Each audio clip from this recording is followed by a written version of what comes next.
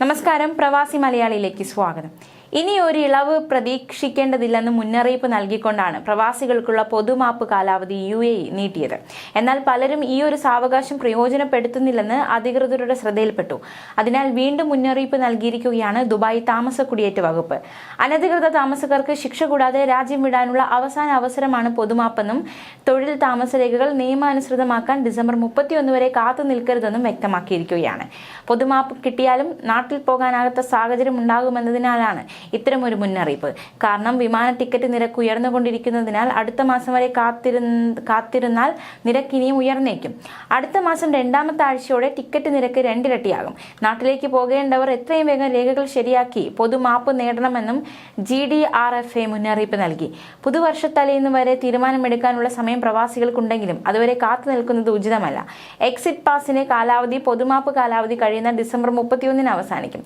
ഇപ്പോൾ exit pass കിട്ടിയവർക്ക് ജോലി കിട്ടുകയാണെങ്കിലും പാസിന്റെ കാലാവധി റദ്ദാക്കും. എക്സിറ്റ് പാസ് കിട്ടിയവർക്ക് UAEയിൽ ജോലി കണ്ടെത്താൻ സാധിക്കുന്നില്ലെങ്കിൽ സ്വന്തം നാട്ടിലേക്ക് നിർബന്ധമായും മടങ്ങണം. എന്നാൽ പിന്നീട് ഇവർക്ക് വിസ കിട്ടിയാൽ വിലക്കില്ലാതെ രാജ്യത്തേക്ക് മടങ്ങിയെത്താം.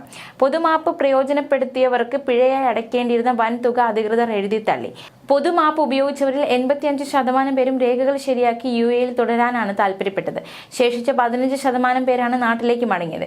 ഇവർക്ക് പുതിയ വിസയിൽ UAEയിൽ തിരിച്ചെത്താനാകും. പുതുക്കിയ കാലയളവിനുള്ളിൽ വിസ നിയമങ്ങൾ ലംഘിച്ച് രാജ്യത്ത് കഴിയുന്നവർക്ക് രാജ്യം വിടാനുള്ള തീരുമാനം എടുക്കുകയോ വിസ രേഖകൾ ക്രമപ്പെടുത്തി രാജ്യത്ത് തുടരുകയോ പുതിയ ജോലി കണ്ടെത്തുകയോ ഒക്കെ ആകാം. ഇതിന് ഈ കാലയളവിൽ പിഴയോ മറ്റ് ശിക്ഷകളോ നേരിടേണ്ടി വരില്ല. പൊതുമാപ്പ് പ്രയോജനപ്പെടുത്തി സ്വദേശത്തേക്ക് മടങ്ങിയവർക്ക് സന്ദർശക വിസ, എംപ്ലോയ്മെന്റ് വിസ തുടങ്ങിയ വിവിധ തരത്തിലുള്ള വിസകളിൽ UAEയിലേക്ക് മടങ്ങി വരാനാകും.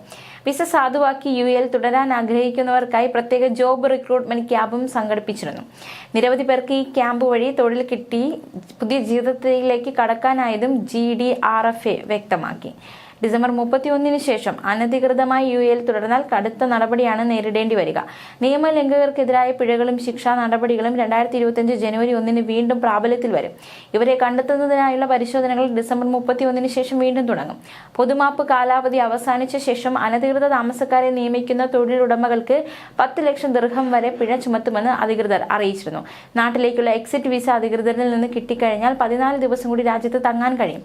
ഈ എക്സിറ്റ് പെർമിറ്റ് പൊതുമാപ്പ് കാലാവധിക്കുള്ളിലാണ് തീരുന്നതെങ്കിൽ ഡിസംബർ 31 വരെ യാത്രാനുമതി കിട്ടും. എന്നാൽ ഡിസംബർ 31 പിന്നിട്ടാൽ ഈ ആനുകൂല്യം ഇല്ലാതാകുകയും പിഴ ഒടുക്കേണ്ടി വരികയും ചെയ്യും.